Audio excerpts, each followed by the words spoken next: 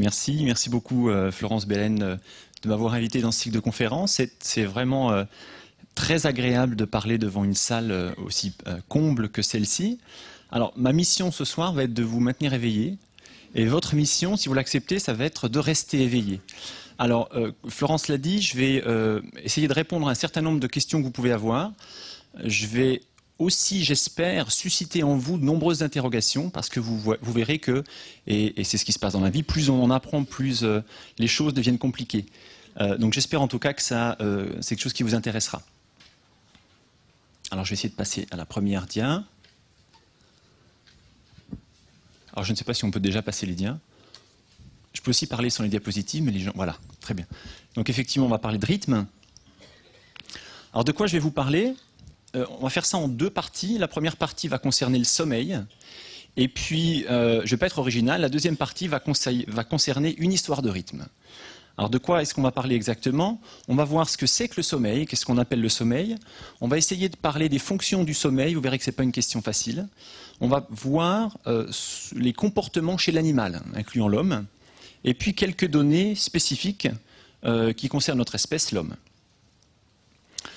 Alors, le sommeil a toujours beaucoup intéressé l'homme depuis qu'il existe, depuis qu'il s'interroge, et il a aussi toujours fait peur. Et alors, sur cette peinture est représentée, je ne sais pas si vous voyez bien, est représenté Hypnos, qui est le dieu grec du sommeil, et son frère, Thanatos, qui est le dieu de la mort. Et depuis toujours, il faudra attendre le XXe siècle pour ôter cette notion-là, le sommeil a été associé avec la mort. Alors, je voulais juste le mentionner parce que je trouve ça assez intéressant. La déesse de la nuit, qui est la mère d'Hypnos et de Thanatos, est aussi la mère de tout un tas de dieux et déesses, dont la déesse de la vengeance, de la détresse, de la discorde et de la vieillesse. Donc vous voyez que le sommeil est associé avec tout un tas de concepts qui ne sont pas très, très réjouissants. Donc les Grecs avaient peur du sommeil. Et alors juste pour l'information, Hypnos a un fils qui est Morphée, que Sylvie Royan-Parola, qui est ici présente, connaît bien.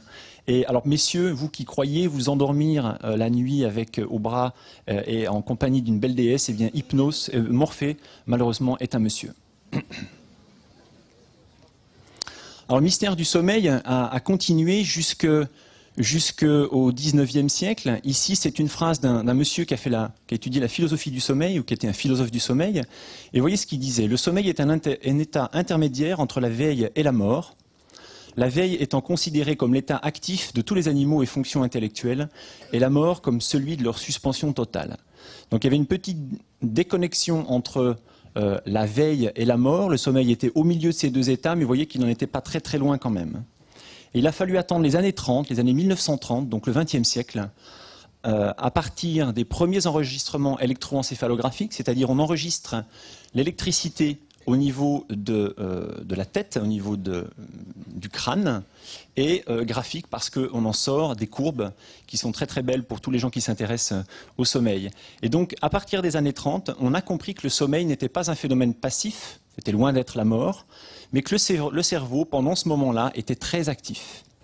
Et ici sont représentés certains signaux. Donc ça, c'est ce qu'on observe si l'on place des électrodes sur votre tête et qu'on enregistre l'activité électrique de votre cerveau. Lorsqu'on est éveillé, eh bien, on a des ondes qui sont très très rapides et qui ont une toute petite amplitude. Lorsqu'on s'endort, c'est un état de somnolence, le stade 1 de sommeil, eh bien, on voit que les ondes ralentissent un petit peu. Elles ralentissent encore plus pendant le stade 2. Elles sont très lentes et très amples en stade 3 de sommeil et en stade 4. Ces stades-là, les stades 3 et 4, sont ce qu'on appelle les stades de sommeil lent profond. Et il est extrêmement difficile de réveiller un dormeur quand il est dans cet état-là. Tout comme lorsqu'il est dans cet état un petit peu particulier, on va y revenir, qu'est le sommeil paradoxal, qui a été découvert dans les années 50 par Michel Jouvet en France, et en même temps, quasiment, en tout cas dans la même décennie, par les Américains, et eux l'ont appelé le sommeil à ondes rapides, Rapid Eye Movement. Pourquoi? Parce que pendant cet état un petit peu particulier qu'est le sommeil paradoxal, eh bien les yeux font des mouvements très très rapides. Vous avez dû observer ça en regardant un bébé par exemple, ou bien un animal. On voit très facilement les yeux bouger pendant ce stade de sommeil. Donc comme vous le voyez, le sommeil n'est pas un état binaire, on n'est pas éveillé et endormi, on est éveillé, endormi on présente pendant le sommeil du sommeil à ondes lentes et aussi du sommeil paradoxal. Donc c'est un moment très dynamique de la vie, le sommeil, loin de ce qu'on pouvait penser jusqu'à maintenant, que le sommeil était un phénomène purement passif. Alors qu'est-ce qui se passe si ensuite eh bien, on traduit ces ondes électriques en graphique, en courbe? Ici, c'est ce qu'on appelle un hypnogramme d'une nuit de sommeil de quelqu'un qui a dormi de 23 heures à 7 heures du matin. Vous voyez qu'au début de la nuit, on est évidemment éveillé. Je suis désolé, c'est un mot anglais, awake. On est éveillé au début de la nuit, et puis très rapidement, on va plonger dans du sommeil profond, et on va en général y rester pendant un certain temps, entre 30 minutes et 60 minutes. On va sortir de ce stade de sommeil lent profond, et on va passer par du sommeil paradoxal, comme je l'ai évoqué juste avant.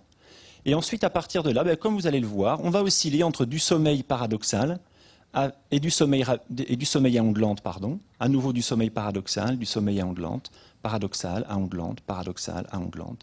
Donc vous voyez que le sommeil, c'est un état très dynamique où on a une alternance de sommeil à ondes lentes et de sommeil à ondes rapides. C'est donc le premier rythme qu'on va voir aujourd'hui. C'est ce rythme de 90 à 110 minutes qui caractérise le sommeil. Et puis une autre information intéressante, c'est que le sommeil à ondes lentes, il apparaît généralement plutôt en début de nuit, alors qu'en fin de nuit, eh bien, on observe plutôt du sommeil paradoxal. Les épisodes de sommeil paradoxal sont plutôt en fin de nuit. J'ai oublié de préciser que c'est en général pendant le sommeil paradoxal que les rêves apparaissent. Alors comment enregistre-t-on le sommeil? Alors pas comme ça.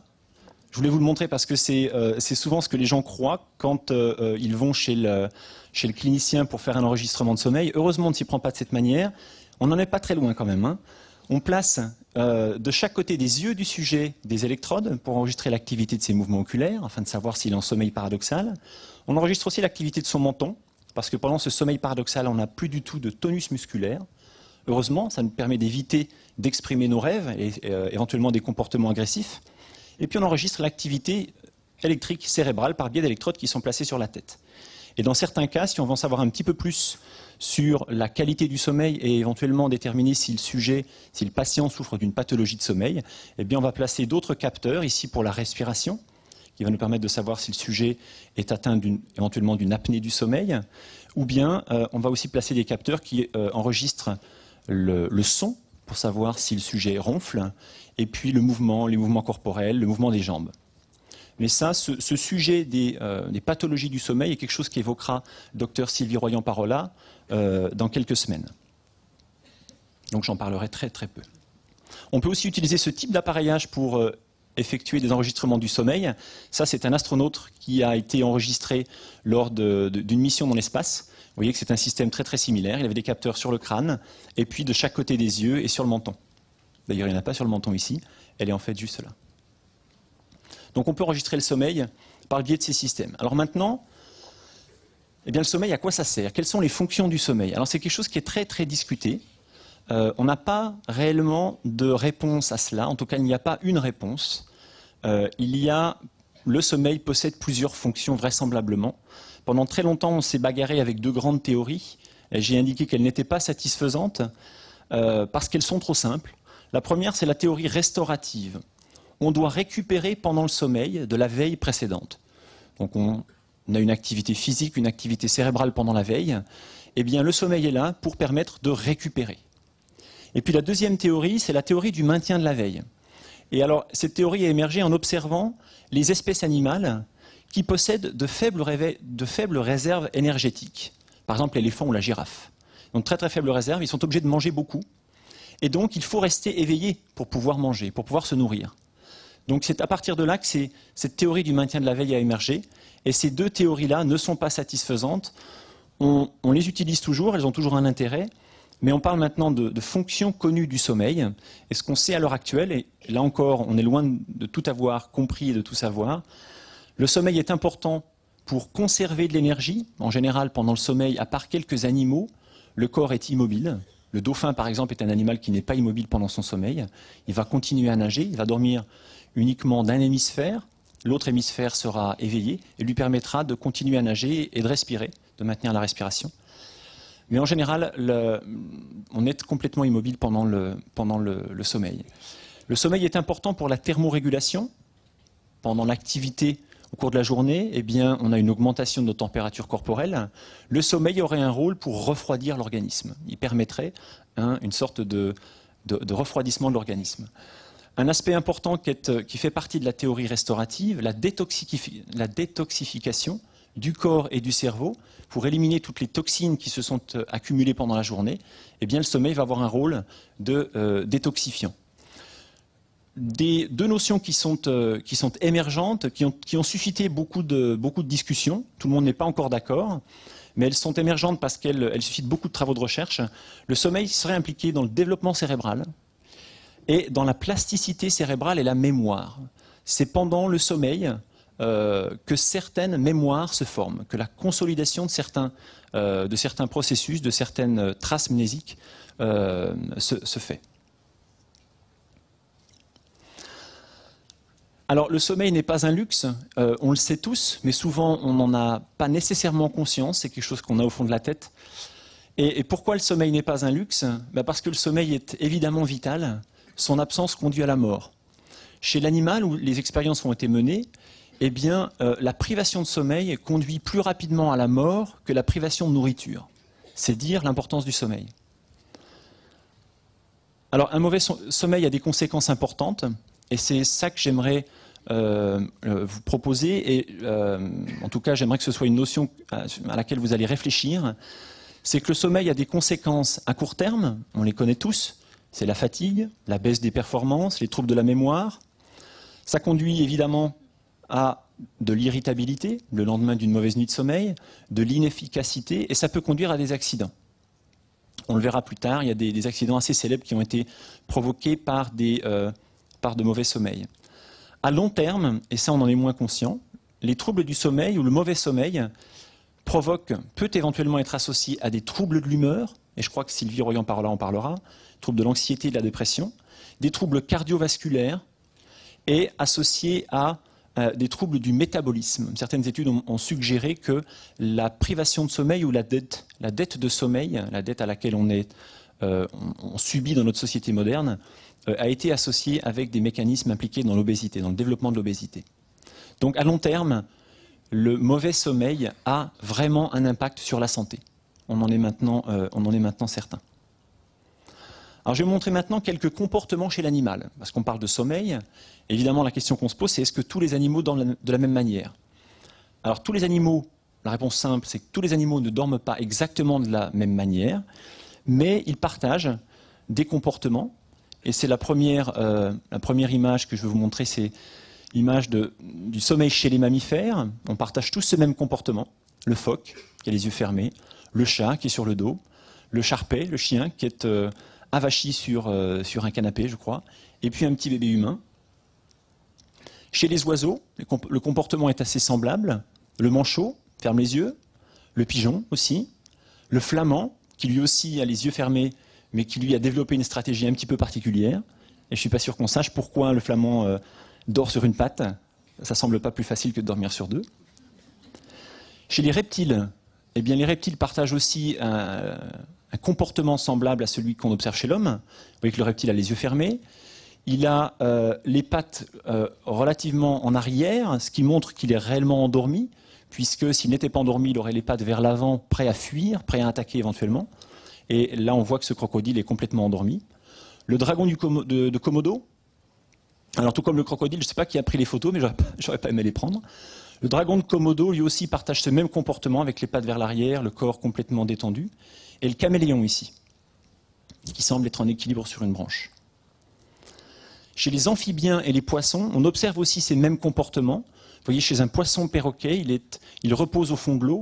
Alors ce qui est assez intéressant de savoir, chez le poisson perroquet, c'est qu'il développe une sorte de mucus qu'on voit ici, qu'on peut distinguer, et il s'enveloppe dans ce mucus, il s'enveloppe dans une sorte de coussin, et au réveil le matin, puisque ce poisson perroquet, je crois, est diurne, eh bien le matin, il va manger ce mucus, rien ne se perd, rien ne se crée, il va manger ce mucus, et ici on voit la grenouille, qui elle aussi a un comportement tout à fait typique du sommeil.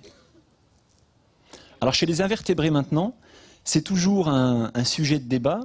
En tout cas, les études les plus récentes sont très en faveur du fait que le sommeil est observé chez les invertébrés. Chez le scorpion, ça a été observé par le biais de comportement et d'analyse de l'activité électrique cérébrale. Chez la mouche aussi, ça a été très très étudié ces dernières années. Cette mouche est une petite mouche qui s'appelle Drosophila melanogaster, c'est la mouche du vinaigre.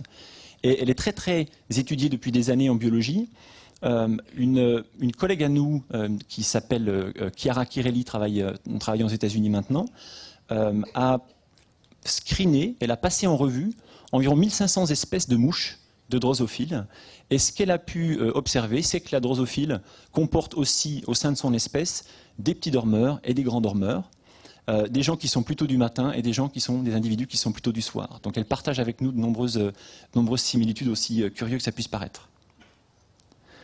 Alors qu'est-ce que le sommeil ?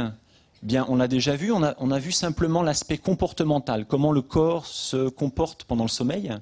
Alors ce qui est intéressant et ce qui est important, c'est que le sommeil est un état rapidement réversible, à la différence du coma ou de l'hibernation, où il faut plusieurs heures, voire plusieurs semaines pour sortir de cet état. Le sommeil est un état rapidement réversible, même chez les gens qui souffrent de ce qu'on appelle une inertie de sommeil le matin, les gens chez qui il faut éventuellement 30 minutes, 1 heure à 1 heure et demie pour pouvoir être complètement opérationnel, eh bien c'est relativement rapide. Et donc il faut utiliser 2 critères pour définir le sommeil. Le premier, c'est un critère, ce sont des critères comportementaux. On a vu la posture qui dépend de l'espèce. Le sommeil se caractérise par une diminution de la sensibilité à l'environnement. Il y a comme une sorte de protection du cerveau, en tout cas, qui va continuer à être très actif, mais le cerveau ne reçoit plus les informations de l'environnement. On ne voit plus, on n'entend plus, le toucher est très réduit. Donc on a une diminution de la sensibilité à l'environnement.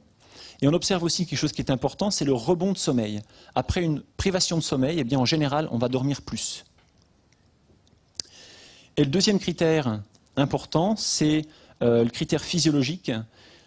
Les critères comportementaux ne suffisent pas pour déterminer qu'un sujet est endormi. On pourrait imaginer par exemple quelqu'un qui est en coma, eh bien, la posture sera celle du sommeil, la diminution de la sensibilité à l'environnement sera aussi une caractéristique qu'on observe, et puis un rebond de sommeil, parce que certaines fois, c'est vrai pour le coma, c'est encore plus vrai pour l'hibernation, après cet état-là, eh bien, on observe généralement un rebond de sommeil. Ça n'est pas, le coma et l'hibernation ne sont pas comparables au sommeil. Donc il faut ces critères physiologiques, l'activité électrique cérébrale permet de savoir si l'animal ou bien si l'individu est endormi. Et donc ces 2 critères, physiologiques et comportementaux, sont remplis, sont observés chez les espèces qui ont été décrites précédemment. Il faut rajouter que les amphibiens, les poissons et les invertébrés ne possèdent pas de sommeil paradoxal, ce sommeil pendant lequel les rêves apparaissent. Et à part le dauphin, chez tous les mammifères, on observe le sommeil paradoxal. Alors, on ne l'a pas encore observé chez le dauphin, ça ne veut pas dire qu'il n'existe pas. En tout cas, on ne l'a pas mis en évidence, peut-être qu'il s'agit d'un stade un petit peu différent. Mais en tout cas, il n'est pas aussi évident que chez les autres mammifères. Alors, on a vu les différentes postures. Il y a différents types de cycles de sommeil, de rythmes de sommeil. Évidemment, il y a des espèces diurnes, des espèces nocturnes, des espèces qui sont crépusculaires, c'est-à-dire qui ont une activité plutôt au moment du crépuscule, au coucher du soleil et au lever du soleil. Et puis des espèces qui sont arythmiques, qui ne sont ni du jour, ni du matin, ni de la nuit, ni du jour. Et on va voir quelques-unes de ces espèces. Alors les espèces diurnes, évidemment l'homme. Les grands singes sont la plupart du temps des animaux diurnes. L'homme et les grands singes partagent une caractéristique qui est unique. Ils possèdent ce qu'on appelle un sommeil consolidé. C'est-à-dire que le sommeil va s'observer pendant la nuit, et là on parle de l'adulte.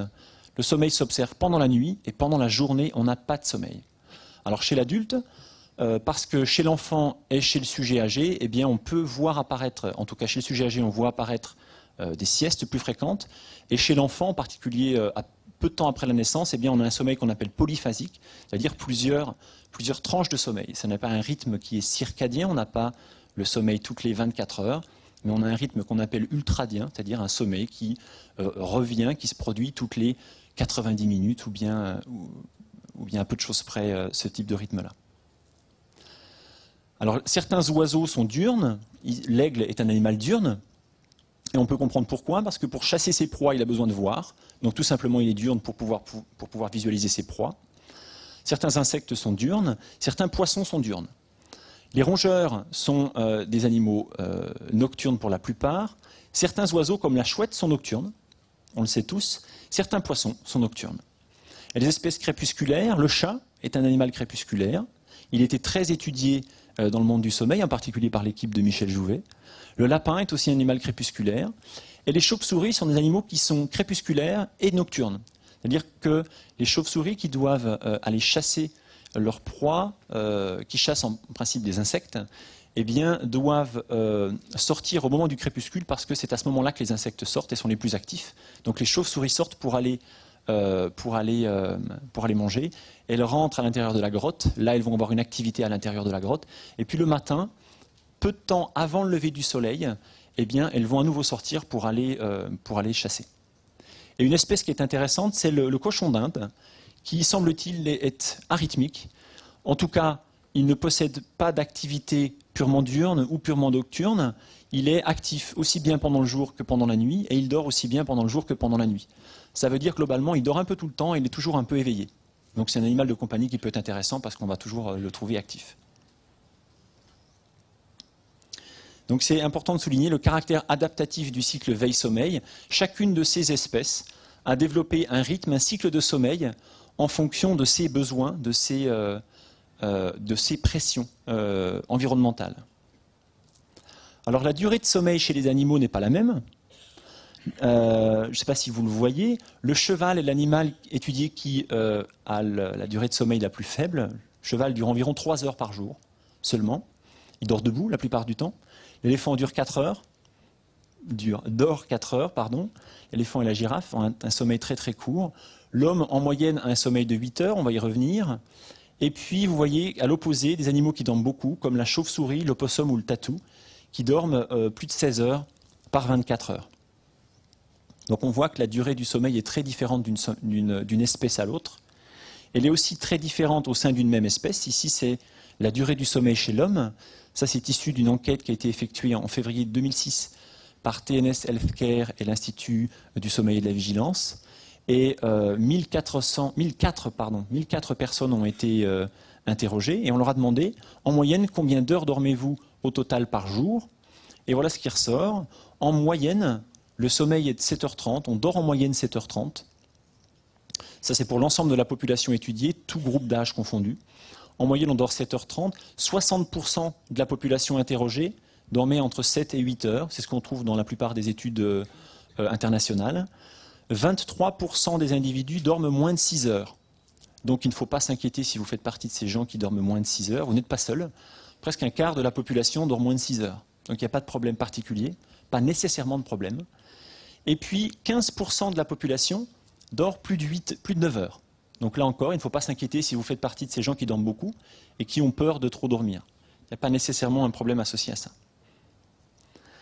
Alors ça, c'est une étude américaine qui est intéressante parce qu'elle montre le problème de ce qu'on va appeler la dette de sommeil.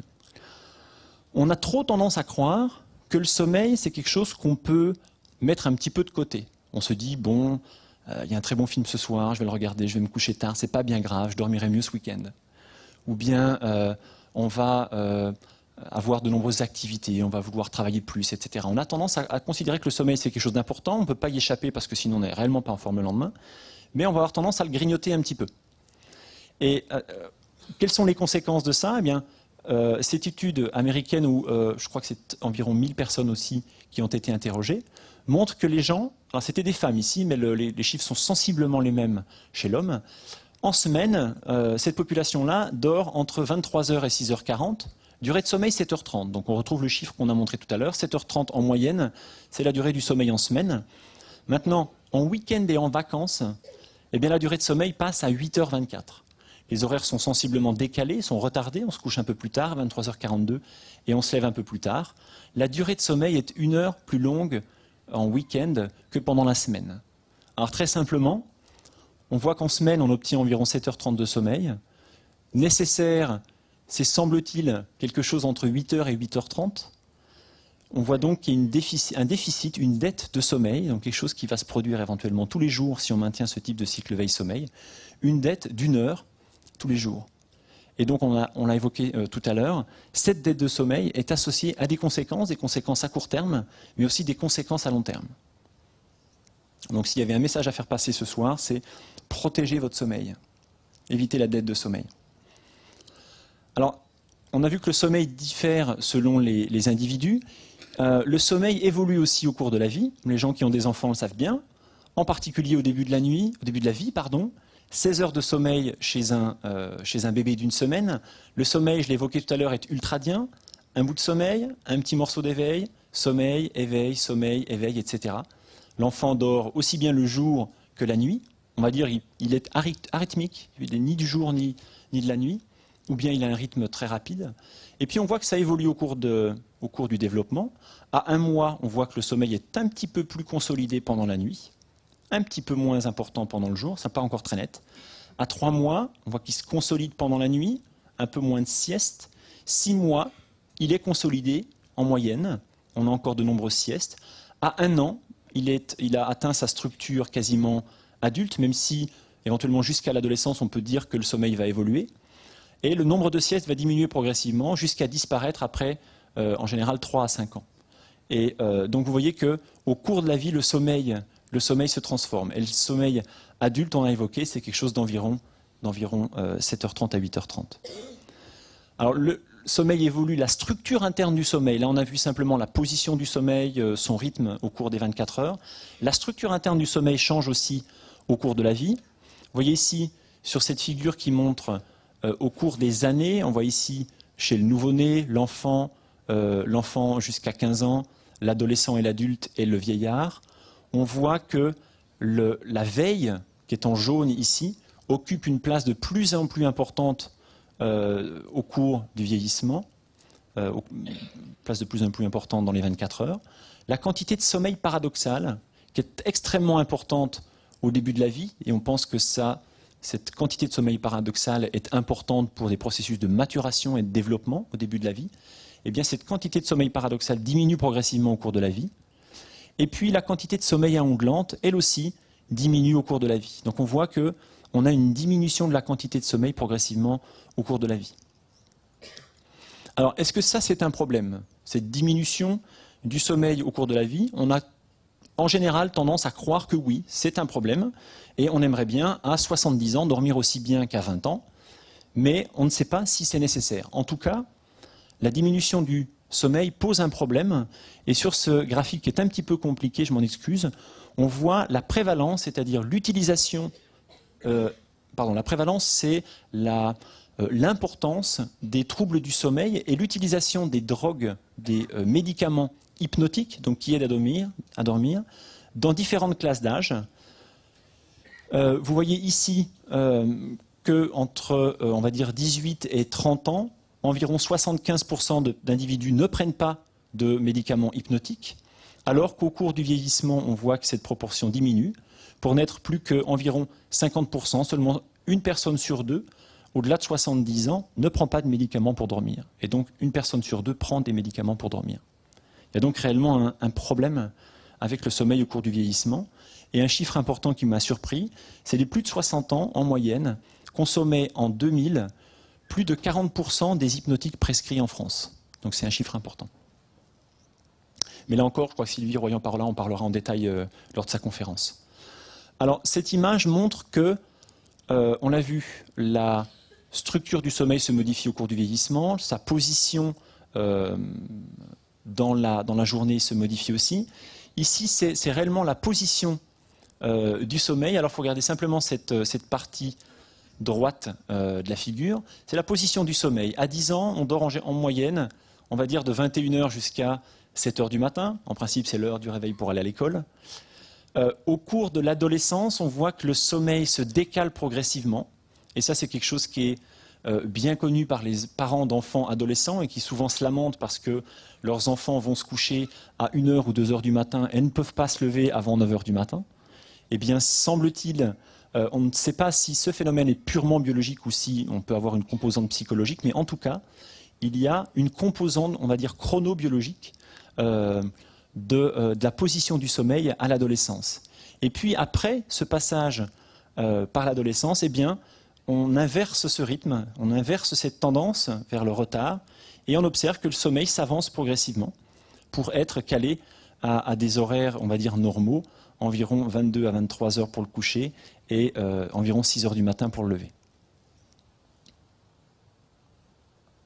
Alors maintenant, on a vu le sommeil, on va maintenant parler de rythme, et on va parler d'une histoire de rythme. Et on va voir ces 3 points. L'horloge biologique, qu'est-ce que c'est? Vous en avez sans doute tous entendu parler, mais qu'est-ce que c'est exactement? Lumière et horloge biologique, comment ça marche? On sait que la lumière est importante. Comment est-ce qu'elle fonctionne pour permettre de, on va le voir, synchroniser l'horloge biologique? Et puis on va voir très rapidement quelques applications actuelles et futures de la photothérapie, qu'on appelle aussi la luminothérapie. Alors la découverte des rythmes biologiques, ce n'est pas quelque chose de nouveau. Elle a été mise en évidence par un Français, qui est Jacques d'Orthous de Méran, qui a observé en 1729 un phénomène complètement banal, mais qui était la première mise en évidence expérimentale de l'existence d'une horloge biologique chez une plante. Il a observé le mimosa, et il a observé que pendant la journée, les feuilles du mimosa étaient levées, alors que pendant la nuit, les feuilles du mimosa étaient baissées. Et il s'est simplement dit, alors, d'où vient ce phénomène? Qu'est-ce qui contrôle ce phénomène? Est-ce que c'est purement un phénomène qui est en réponse à la luminosité, à la température, ou bien est-ce qu'il n'y aurait pas un mécanisme endogène propre à la plante, à l'intérieur de la plante, qui gouvernerait ce phénomène? Alors ce qu'il a fait, c'est très simple, il a pris cette plante et il l'a placée à l'obscurité pendant plusieurs jours. Et qu'est-ce qu'il a observé? Eh bien, il a observé qu'à l'obscurité, eh bien, les feuilles de la plante du mimosa étaient levées pendant la journée et étaient baissées pendant la nuit, et que ce rythme continuait pendant plusieurs jours en l'absence de variations cycliques de l'environnement. C'est donc la première mise en évidence qu'un phénomène endogène, un phénomène purement interne, peut contrôler une activité qu'on pourrait dire comportementale chez la plante. Alors il a ensuite fallu attendre le milieu des années 2000 pour pouvoir mettre en évidence qu'une horloge biologique existait chez le mammifère, et pour pouvoir la localiser précisément chez le mammifère, il a fallu attendre 1972, donc c'est quelque chose de très récent. Alors chez l'homme, l'horloge biologique, qu'on appelle circadienne, parce qu'elle contrôle des rythmes qui sont circa d'environ, dienne un jour, d'environ 24 heures. Pas exactement 24 heures, on va le voir tout à l'heure.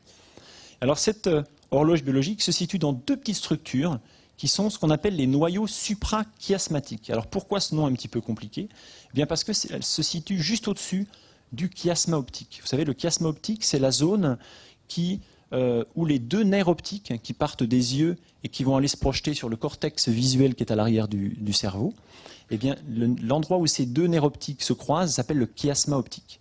Et donc ces noyaux suprachiasmatiques se situent juste au-dessus de ces structures. Et cette structure qui est toute petite, qui fait environ 1 mm3, possède une activité rythmique qui est elle aussi endogène, interne. Et cette activité rythmique est proche de 24 heures. Alors ici est illustré l'activité rythmique électrique de neurones, de ces noyaux suprachiasmatiques, d'un rongeur. Ces neurones ont été prélevés et ont été cultivés dans une boîte de culture. Et qu'est-ce que les chercheurs ont observé? Eh bien, ils observaient que ces neurones, placés en obscurité constante, eh bien, continuaient à avoir une activité électrique rythmique d'environ 24 heures. Et ils ont réussi à enregistrer cette activité rythmique pendant plus de 2 ans, à partir de cellules issues d'un animal qui était mort, lui, depuis bien longtemps. Mais les neurones de cette structure continuaient à avoir cette activité rythmique. C'était donc la démonstration que cette horloge, qui est endogène, possède une activité qui est complètement autonome. Cette activité n'a besoin d'aucun changement cyclique de l'environnement pour persister. Alors la période, ce qu'on appelle la période, c'est la durée des oscillations, la distance entre 2 oscillations. La période n'est pas exactement de 24 heures. On va le voir, ça dépend des espèces. En général, c'est très très proche de 24 heures. C'est environ, tiens, j'entends un chat. C'est environ, on va le voir, entre 23 heures et 25 heures pour la plupart des espèces animales. Et l'important est donc que cette horloge soit synchronisée, elle soit remise à l'heure, parce que si elle n'est pas remise à l'heure, cette horloge, eh bien, par exemple, pour un individu qui aurait une horloge possédant une période de 24 heures et 30 minutes, eh bien cet individu, naturellement, irait se coucher tous les jours 30 minutes plus tard et se réveillerait naturellement 30 minutes plus tard. Vous pouvez donc imaginer que ça poserait rapidement un problème. Quelqu'un avec une période de 23 heures et 30 minutes, ben lui ferait l'inverse. Il irait se coucher et se lèverait 30 minutes plus tôt tous les jours. Et il y a des cas qui présentent ça, on va le voir dans une seconde, ce sont les aveugles. Et il y a aussi d'autres pathologies. Mais vous voyez que l'horloge a vraiment besoin d'être synchronisée pour être en phase avec l'environnement, avec la journée solaire. Et la synchronisation de cette horloge, qu'on appelle aussi la remise à l'heure, puisqu'on l'a vu, c'est une réelle horloge qui est autonome, mais qui a besoin d'être remise à l'heure. La remise à l'heure s'effectue par la lumière. Alors, la lumière est le principal synchroniseur, c'est le terme qu'on emploie, synchroniseur de l'horloge biologique. Il y en a d'autres qui sont un peu moins puissants. Ce sont, chez certaines espèces, en particulier les changements de température. Ça peut être les changements d'humidité, là encore chez certaines espèces. Chez le mammifère, c'est la lumière qui est le plus puissant synchroniseur. Et cette horloge biologique qui sera synchronisée va permettre l'expression de rythmes biologiques qui sont adaptés parce que cette petite structure est connectée à tout un tas de structures qui vont donc présenter des activités qui vont, elles, aussi rythmer en fonction du message qui sera transmis par l'horloge biologique. Et par exemple, l'horloge biologique va déclencher la sécrétion d'une hormone qui est maintenant très connue, qui est la mélatonine. Cette hormone est sécrétée la nuit. La température est élevée pendant la journée, elle est minimale pendant la nuit. On voit un rythme de 24 heures. Le cortisol est minimal en début de nuit, et c'est important, semble-t-il, pour préparer à l'endormissement, et il va culminer au moment du réveil, et c'est, semble-t-il, important pour favoriser les mécanismes du réveil. Vous voyez donc que l'horloge biologique est associée à contrôler de nombreuses fonctions physiologiques qui doivent être présentes, doivent se produire à des moments bien précis de la journée. Alors, j'ai illustré ici seulement quelques fonctions qui sont contrôlées par l'horloge biologique. Évidemment, le sommeil est celui qui nous intéresse ce soir plus particulièrement, mais il faut savoir qu'il y en a tout un tas d'autres. Le système nerveux autonome, c'est le système cardiovasculaire, possède un rythme circadien, un rythme de 24 heures, les performances cognitives évidemment, et l'humeur. On est généralement plus heureux et plus content la journée qu'on l'est la nuit. L'activité motrice, on est plus performant la journée qu'on l'est la nuit. La mémoire, de nombreuses hormones possèdent un rythme circadien. Une fonction qui est importante, c'est le cycle cellulaire, qui a été découverte il y a assez peu de temps. Le cycle cellulaire, c'est le mécanisme par lequel passe chacune de nos cellules pour pouvoir se multiplier. Une cellule va se diviser, va donner naissance à 2 cellules filles. Le rythme de division de ces cellules est directement contrôlé par notre horloge biologique. On peut donc imaginer que si on a une altération du fonctionnement du rythme biologique, on va directement avoir un impact sur le cycle cellulaire et sur la division des cellules. C'est la raison pour laquelle on pense que certains cancers pourraient être provoqués par une désynchronisation des rythmes biologiques. Alors ici, j'ai illustré un rythme circadien qui est tout à fait typique. C'est le rythme de la sécrétion de la mélatonine. Alors qu'est-ce qu'on voit ici? C'est un jeune sujet qui a été enregistré pendant 3 jours. Qu'est-ce qu'on a enregistré chez lui? On a mesuré les concentrations de son hormone mélatonine. Alors on a fait des prélèvements sanguins et on a prélevé un petit échantillon de sang toutes les heures. Alors rassurez-vous, c'est un tout petit échantillon de sang. Le sujet est toujours en vie. Et qu'est-ce qu'on voit ici? Si on affiche ces concentrations de mélatonine au cours du temps, on voit que pendant la journée, les concentrations sont très basses. Elles commencent à augmenter quelques heures avant la nuit. Elles sont maximales pendant la nuit. Elles diminuent en fin de nuit. Elles sont minimales quelques heures après le réveil. Pendant la journée suivante, les niveaux sont quasiment nuls. On recommence. Les niveaux sont maximaux environ au milieu de la nuit et à nouveau diminuent pour être minimaux pendant la journée.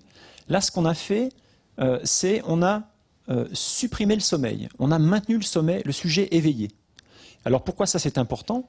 Eh bien parce qu'on voit qu'en absence du sommeil, eh bien l'hormone mélatonine continue à être sécrétée comme si de rien n'était. La mélatonine, elle, n'a pas vu qu'il n'y avait pas eu de sommeil cette nuit-là. La mélatonine est donc purement endogène. C'est l'horloge biologique qui a déclenché sa sécrétion, ça n'est pas le sommeil. Le sommeil n'a rien à voir, on va dire, dans la sécrétion de la mélatonine elle-même. Donc c'est ce qu'on va dire un rythme circadien, un rythme de 24 heures de la mélatonine, purement endogène.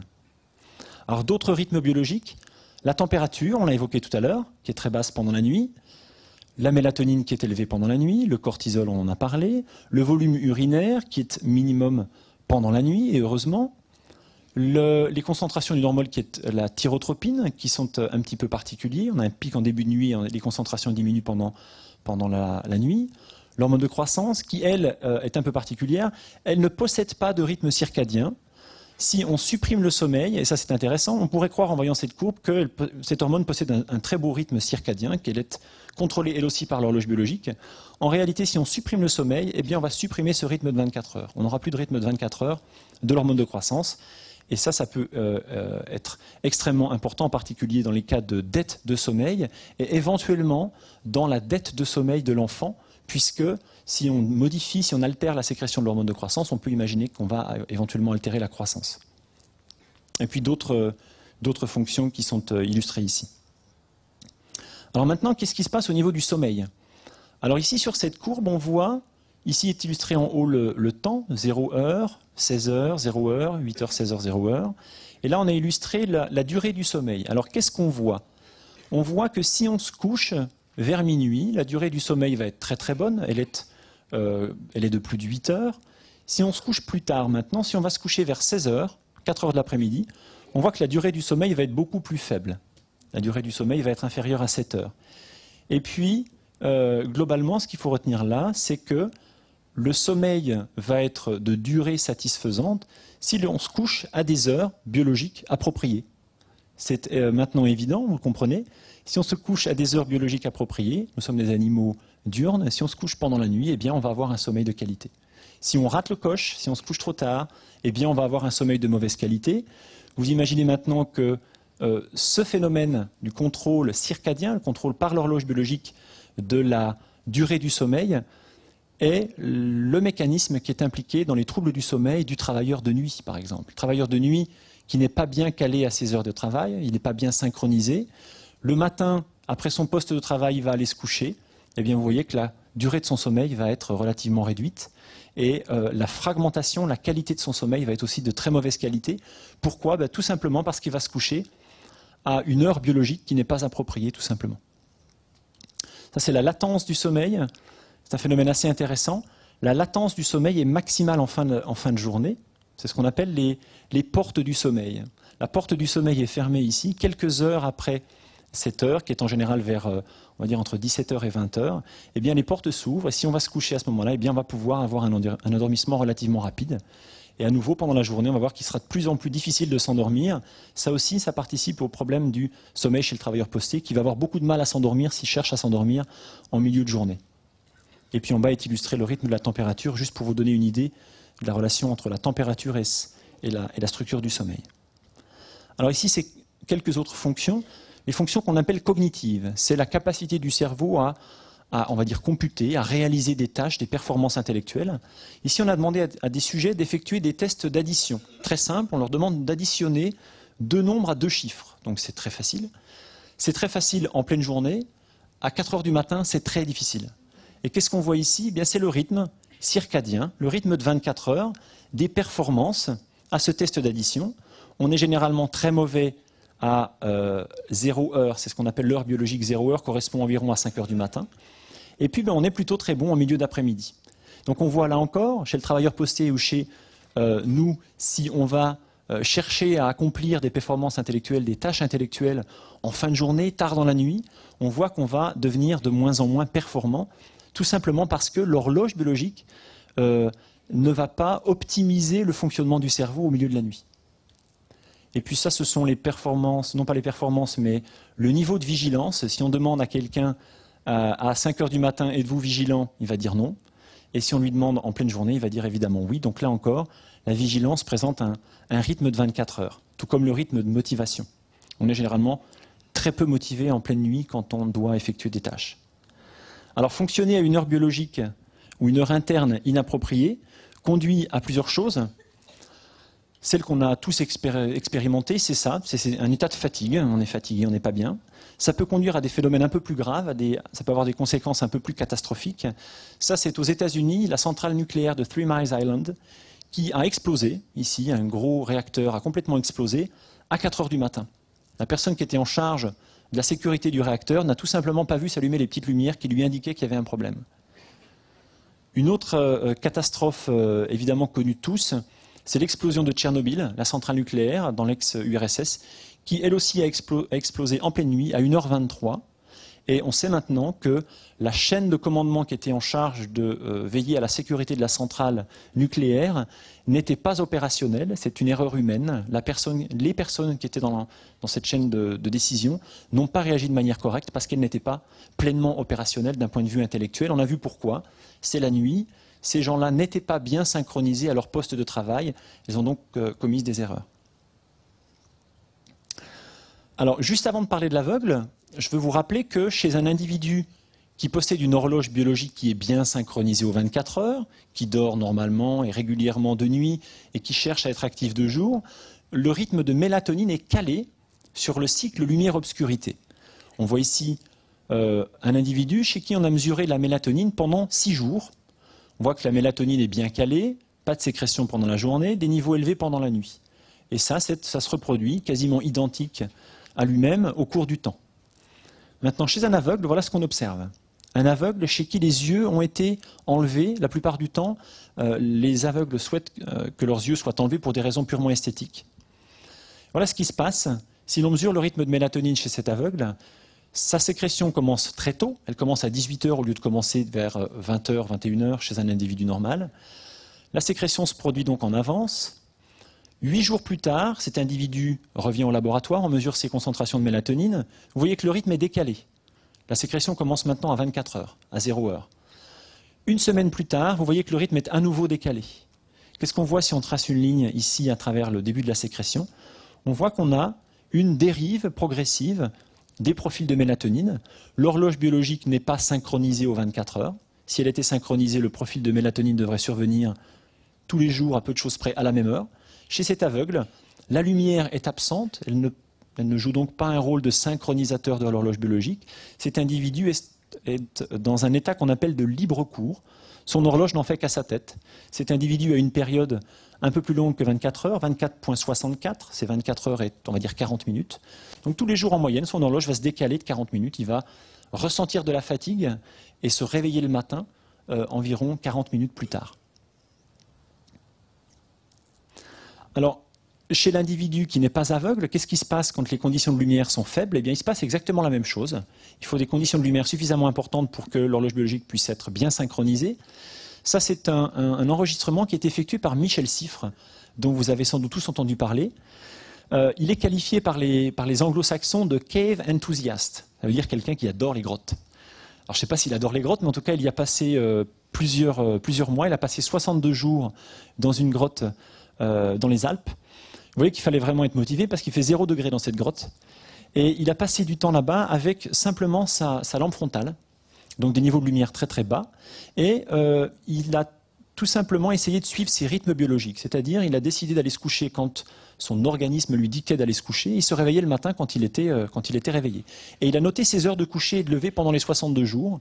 Et voilà ce qu'on a observé à l'issue de son expérience dans la grotte. Vous voyez qu'en moyenne, eh bien, ces heures de coucher et de lever se sont décalées progressivement de 30 minutes tous les jours. Michel Siffre possède donc une période de 24 heures et 30 minutes. Donc on voit que son cycle veille-sommeil s'est décalé. Pourquoi? Eh bien parce que son horloge, qui n'était pas stimulée par suffisamment de lumière dans cette grotte, eh bien son horloge n'a pas été synchronisée aux 24 heures. Alors chez l'individu jeune, ici un groupe de 52 sujets a été étudié en laboratoire. On ne les envoie pas dans une grotte, on les envoie dans des laboratoires qui peuvent placer un sujet dans des conditions d'isolation temporelle. Dans ces chambres, qui sont généralement des grandes chambres, on y fait passer le sujet pendant 15 jours à 3 semaines ou 4 semaines. L'isolation temporelle signifie que le sujet n'a pas de montre, il n'y a pas d'horloge dans la pièce, il n'y a pas de fenêtre, il n'a pas accès à la luminosité ambiante, le cycle lumière-obscurité n'est pas accessible, il n'a pas accès à la radio, il n'a pas accès à la télévision, il n'a pas accès à Internet, il est en isolation temporelle complète, il n'a aucune idée de l'heure extérieure. Et qu'est-ce qu'on observe chez ces individus jeunes qu'on maintient dans ces conditions un petit peu particulières? Je vous rassure, ils sont bien payés. C'est pour ça qu'ils ont envie d'y participer généralement. Eh bien, on observe que la période de l'horloge est différente d'un individu à l'autre. Et ça, on le sait tous spontanément. Il y a des petits dormeurs, il y a des grands dormeurs. Mais il y a surtout des gens qui sont du matin et des gens qui sont du soir. Et c'est la démonstration, c'est en fait le mécanisme qui permet d'expliquer, en tout cas en grande partie, pas en totalité, que certains individus vont être du soir et du matin. Vous voyez ici que certains sujets ont une période de 23h30. Leur période spontanément, leur horloge spontanément s'avance de 30 minutes tous les jours. Elle est un peu rapide. Et puis certains individus ont, eux, une période de 24h30. Leur horloge est un peu lente. Elle se décale, elle se retarde de 30 minutes tous les jours. En moyenne, eh bien, ce groupe d'individus a une période un tout petit peu supérieure à 24,2, 24 heures et 12 minutes. Mais vous voyez, ce qui est important à retenir, c'est surtout cette grande distribution. On n'a pas tous la même période. On n'a pas tous la même période et on a une période qui est relativement proche de 24 heures, non pas de 25 heures comme on le croyait il y a une vingtaine d'années, suite aux études, une trentaine d'années maintenant, suite aux études de Jürgen Aschoff en Allemagne et aux résultats de certains travaux scientifiques. Donc ce qui est important de retenir ici, c'est que les individus qui ont une période courte, inférieure à 24 heures, eh bien, vont devoir tous les jours être retardés. Leur horloge va avoir besoin d'être retardée pour pouvoir être synchronisée aux 24 heures. Les individus qui ont une période supérieure à 24 heures, pour ces gens-là, eh bien, l'horloge devra être avancée pour être bien synchronisée aux 24 heures. Et c'est par le biais de la lumière que cette remise à l'heure va s'effectuer. On va voir maintenant comment ça fonctionne. Alors ça, c'est juste pour vous montrer la relation entre la période circadienne, entre la période endogène et le chronotype, ce qu'on appelle le chronotype. Les gens qui sont du matin sont des gens qui ont une période relativement courte, et les gens qui sont du soir, si vous suivez cette ligne, sont des gens qui ont une période relativement longue.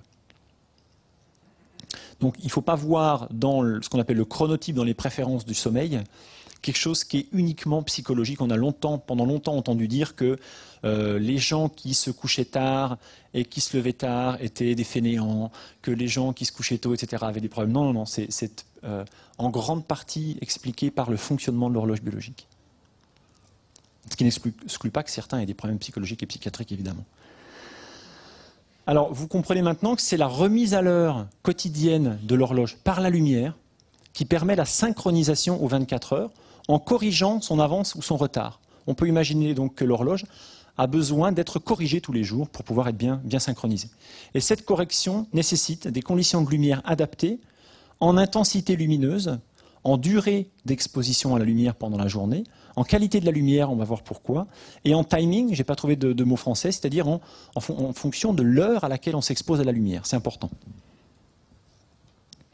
Et les conséquences d'une mauvaise synchronisation de l'horloge, et ça on le sait tous si on a déjà subi ce qu'on appelle le jet lag, le décalage horaire, ou bien les gens qui ont déjà fait du travail posté, du travail de nuit, savent bien qu'on observe des difficultés d'endormissement, vous comprenez maintenant pourquoi, une fragmentation du sommeil, une faible efficience, une faible qualité du sommeil, des troubles de la vigilance diurne, des difficultés de la concentration, des troubles de la mémoire, un état de fatigue, des troubles de l'humeur. Ça peut être aussi, il peut y avoir des répercussions, pas uniquement sur le cerveau, mais sur le reste de l'organisme, des troubles métaboliques, troubles de l'hormone de croissance et d'autres hormones qui sont impliquées, par exemple, c'est le cas de l'insuline, dans éventuellement le développement de l'obésité, les troubles musculaires et osseux qui pourraient éventuellement être impliqués dans l'ostéoporose qu'on voit se développer au cours du vieillissement. Les troubles digestifs sont bien connus par les travailleurs de nuit et des troubles cardiovasculaires qu'on observe aussi malheureusement chez les travailleurs de nuit. Chez certains, évidemment, pas chez tous. Alors comment ça marche la synchronisation, la remise à l'heure de l'horloge biologique par la lumière? Eh bien, j'allais dire c'est très simple. Ça n'est pas très simple, mais ça n'est pas très compliqué non plus. La lumière va aller stimuler des récepteurs qui se trouvent au fond de l'œil, sur la rétine. Alors vous avez peut-être entendu parler, il y a quelques années, il y a un article scientifique qui est sorti qui disait que la lumière peut aller resynchroniser l'horloge biologique si elle est appliquée derrière les genoux. Je ne sais pas si des gens ont entendu parler de cette étude, elle avait fait beaucoup de bruit. On sait maintenant que c'est complètement faux. La lumière passe par l'œil, et sans les yeux, on n'a pas de synchronisation de l'horloge biologique, sauf dans certains cas où, semble-t-il, puisque je l'ai évoqué, la lumière est le plus puissant synchroniseur de l'horloge biologique, mais il existe des synchroniseurs un peu plus faibles, la température, éventuellement les facteurs sociaux, qui ont un impact plus faible. Dans les cas où la lumière n'est pas présente chez l'aveugle, par exemple, on peut imaginer qu'il va y avoir éventuellement une synchronisation pour les gens qui ont une période très proche de 24 heures. Ces facteurs qui sont relativement peu puissants vont éventuellement permettre à l'horloge de synchroniser. Mais en règle générale, c'est la lumière qui va synchroniser l'horloge.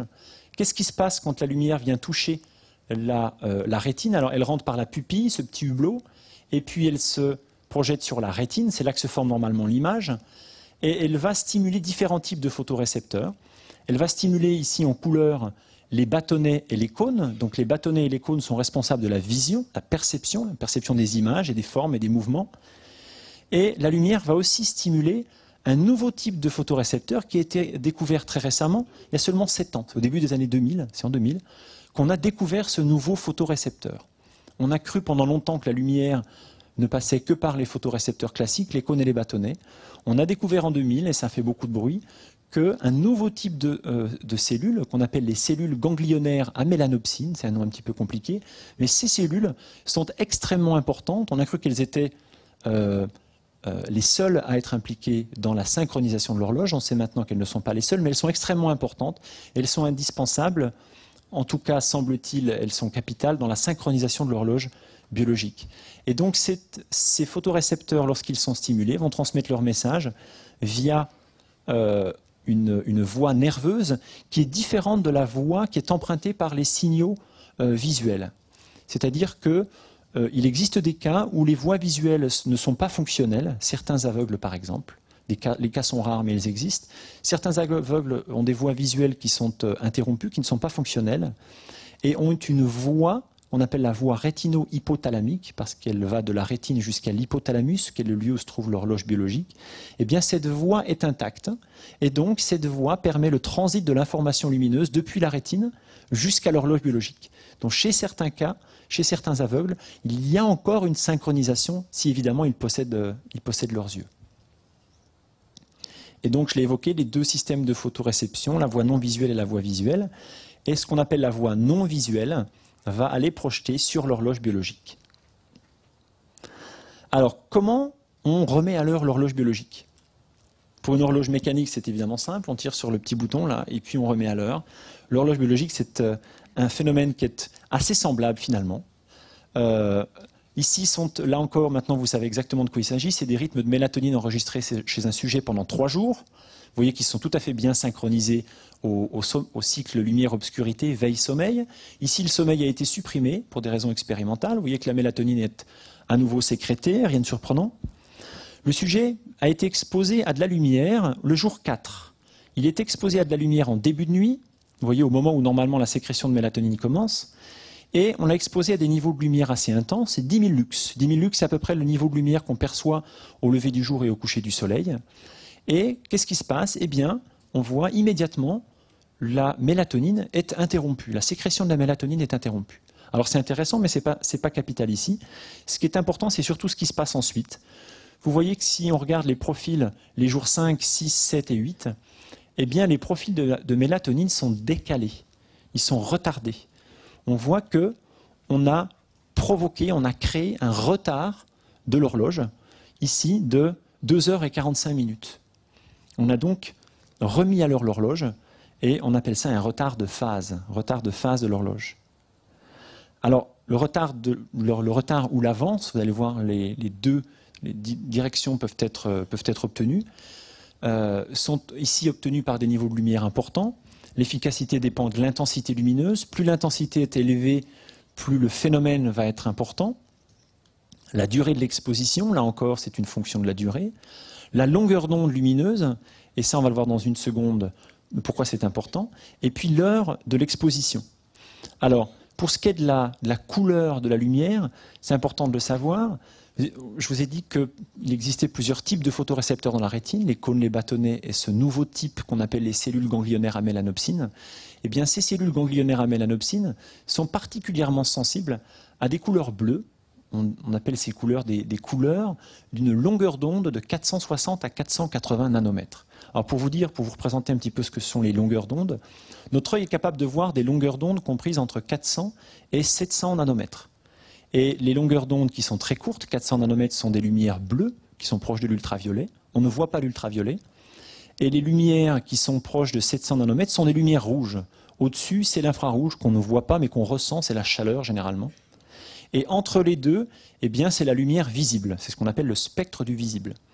Et les lumières, les cônes, on a 3 types de cônes. Les cônes longs, qui sont sensibles au rouge en particulier, les cônes moyens qui sont sensibles au vert, et les cônes bleus qui sont sensibles au bleu. Et ces cellules ganglionnaires à mélanopsine ont une sensibilité un petit peu intermédiaire entre les autres photorécepteurs, qui est entre 460 et 480. Vous avez peut-être entendu parler de ces effets que la lumière bleue est particulièrement efficace pour resynchroniser l'horloge biologique. C'est la raison pour laquelle elle est très efficace, c'est parce qu'elle passe par ce photopigment qui lui est très sensible à ces lumières-là. Alors, avance ou retard de l'horloge en fonction de l'heure. La lumière qu'on perçoit le soir et en début de nuit retarde l'horloge. C'est le cas qu'on a vu tout à l'heure. Si on est exposé en soirée et en début de nuit, on va avoir un retard. Si maintenant on s'expose à l'inverse le matin ou en fin de nuit, on va réaliser l'effet inverse, on va réaliser une avance. Vous pouvez donc imaginer que les gens qui ont une horloge un peu lente, qui donc ont besoin que leur horloge soit avancée tous les jours, eh bien ces gens-là vont avoir besoin de niveaux lumineux particulièrement élevés en matinée, alors que les gens qui ont une période qui, elle, est un peu courte, qui donc ont besoin d'un retard de l'horloge, eh bien ces gens-là vont avoir des besoins en luminosité particulièrement importants le soir. Alors ne cherchez pas à vous dire, oh là, est-ce que j'ai une période courte et je devrais m'exposer plus le matin que le soir? On fait ça naturellement, c'est ce qui nous permet d'être bien synchronisés. Notre comportement va s'adapter en fonction de notre horloge biologique. Alors, la bonne synchronisation de l'horloge aux 24 heures nécessite donc des conditions de lumière adaptées en intensité, durée, qualité et en timing. Alors, quelques applications actuelles et futures de la photothérapie. Je crois qu'on va terminer là parce que je vais bientôt avoir dépassé mon temps. Je parlais simplement de quelques troubles chronobiologiques parce que Sylvie Royan parlera en détail des troubles du sommeil qui ne concernent pas nécessairement les troubles chronobiologiques. Les troubles chronobiologiques, on appelle aussi des troubles du sommeil circadien, qui concernent l'horloge, sont les syndromes de libre cours. On l'a évoqué chez l'aveugle, c'est ce que l'aveugle expérience dans la vie de tous les jours. Son rythme est différent de 24 heures. Il est en général plutôt plus long que 24 heures, mais il y a certains cas où le rythme est de moins de 24 heures. Le syndrome d'avance de phase, qu'est-ce que c'est? Ce sont des gens qui sont en avance, des gens qui spontanément vont éprouver une fatigue irrépressible entre 8 heures et 9 heures du soir par exemple, voire même avant, et puis qui à 2 ou 3 heures du matin seront réveillés en pleine forme et ne pourront pas se rendormir, ne pourront pas retourner se coucher. Le syndrome inverse existe, c'est le syndrome de retard de faim. Ce sont les gens qui ne peuvent pas aller se coucher avant 2 ou 3 heures du matin et qui spontanément ne pourraient pas se réveiller s'ils n'y étaient pas obligés avant 11 heures ou midi. Le décalage de faim, c'est ce qu'on éprouve quand évidemment on voyage et qu'on traverse plusieurs fuseaux horaires. La dépression saisonnière, alors je l'ai mis dans les troubles du sommeil chronobiologique, ça pourrait être mis à part, mais il y a de nombreuses évidences maintenant qui suggèrent que la dépression saisonnière pourrait être un trouble lié à un dysfonctionnement de l'horloge biologique. Et puis, alors j'ai évoqué ici d'autres choses qui sont des troubles du sommeil qui ne sont... Alors le travail post-it, évidemment, un trouble du sommeil qui est lié à un problème circadien. D'autres choses ici qui sont listées laissent penser qu'elles pourraient être associées à un trouble de l'horloge biologique. C'est ce qui se passe pendant le vieillissement, les troubles du sommeil qui apparaissent au cours du vieillissement. Certaines pathologies oculaires sont associées à des troubles du sommeil. On n'a pas besoin d'être aveugle pour avoir des troubles du sommeil lorsqu'on a une mauvaise vision et une vision en particulier très basse et des pathologies comme le glaucome ou la rétine pigmentaire ou d'autres pathologies. Et puis je ne sais pas pourquoi j'ai mis le mot vigilance là, mais il devait être important quand je l'ai écrit. Alors juste en schéma, pour vous montrer, lorsqu'on est bien synchronisé, lorsqu'on est normal, on va se coucher pendant la nuit, il fait noir, et on est actif pendant la journée, c'est la partie blanche. Les gens qui sont retardés sont des gens qui se couchent, comme je l'ai dit, tard. Les gens qui sont avancés, au contraire, sont des gens qui vont se coucher plutôt tôt. Vous voyez qu'il y a tout un tas d'autres catégories. Ça, ici, c'est le libre cours qu'on observe chez l'aveugle. Et puis, alors, les techniques qu'on utilise, je les ai évoquées. Dans le syndrome d'avance de phase, la personne est avancée, elle aimerait bien se coucher un peu plus tard, mais elle n'y arrive pas naturellement. Qu'est-ce qu'on peut lui proposer? C'est un traitement par de la lumière, une photothérapie ou une luminothérapie. On va demander à la personne de s'exposer le soir à des heures très régulières, toujours à la même heure, à des niveaux de lumière importants pour une durée bien précise. Et qu'est-ce qu'on va observer dans de nombreux cas? Eh bien, c'est une synchronisation. On va retarder l'horloge progressivement et finalement, on va arriver à ce que l'horloge soit bien calée sur le cycle lumière-obscurité environnementale. Ça, c'est le retard de phase, c'est l'effet inverse. La personne n'arrive pas à se coucher tôt, elle aimerait bien se coucher un peu plus tôt parce que le matin, quand le réveil sonne à 6 heures ou à 7 heures, c'est très difficile, ça correspond au milieu de sa nuit biologique, donc il y a vraiment un problème. Et donc, puisqu'elle se lève très tôt, elle va réaliser une dette de sommeil. Eh bien, cette personne qui veut se synchroniser, on peut éventuellement lui proposer une synchronisation par avance de phase. On va l'exposer à la lumière le matin de bonne heure et on va réaliser une avance de phase. Malheureusement, ça marche un peu moins bien dans le syndrome de retard de phase que dans le syndrome de l'avance de phase, mais ça peut fonctionner dans certains cas.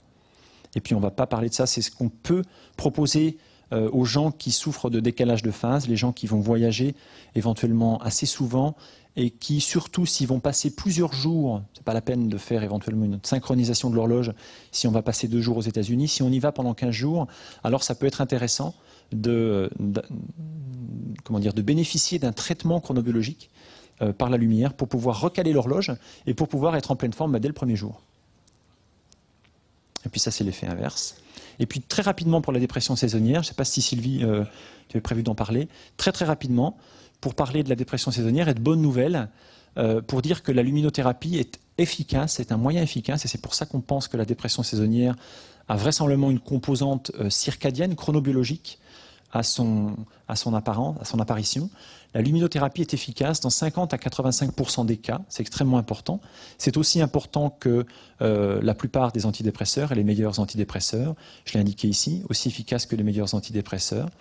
Les effets secondaires de la lumière sont très limités et plusieurs études très récentes, dont une qui a été faite par Anna Verjustis, qui est quelqu'un qui a beaucoup fait de travail dans le domaine de la luminothérapie, a publié un papier très récemment où ses collègues et elle-même signalent que la luminothérapie devrait être le traitement de choix des dépressions saisonnières à l'heure actuelle, parce qu'elle est aussi efficace que les meilleurs médicaments antidépresseurs, elle est moins coûteuse et elle possède des effets secondaires bien plus limités. Voilà, alors juste pour conclure, le sommeil, une histoire de rythme. Je vois encore quelques personnes éveillées. Le sommeil n'est pas un état passif, c'est un état actif. Le sommeil n'est pas un luxe. J'espère que vous garderez ça à l'esprit. Les similitudes et les différences avec les animaux, la durée du sommeil varie selon les espèces, et le rythme aussi varie selon les espèces. Le sommeil chez l'homme, la durée du sommeil varie entre les individus. Il n'est pas anormal de dormir 10 heures, il n'est pas anormal de dormir 5 heures. Ça varie selon les individus. La durée du sommeil varie avec l'âge. On le sait tous, on a tendance, à vos souhaits, à moins dormir au fur et à mesure que l'âge s'avance. Et la position du sommeil change avec l'âge aussi. On dort généralement tard à l'adolescence et le sommeil s'avance au cours du vieillissement. Et puis, on ne va pas tout lire. L'horloge biologique est un chef d'orchestre. Maintenant, vous l'avez, je pense, bien compris. Elle possède une période qui est proche de 24 heures, qui n'est pas exactement de 24 heures. Elle a donc besoin d'être resynchronisée par la lumière pour être calée à la journée de 24 heures et pour pouvoir permettre l'expression de rythmes biologiques dont le sommeil, mais c'en est qu'un, c'est qu'une seule des fonctions qui est contrôlée par l'horloge biologique. Il est donc important que notre horloge soit bien calée. Voilà, je vous remercie de votre attention.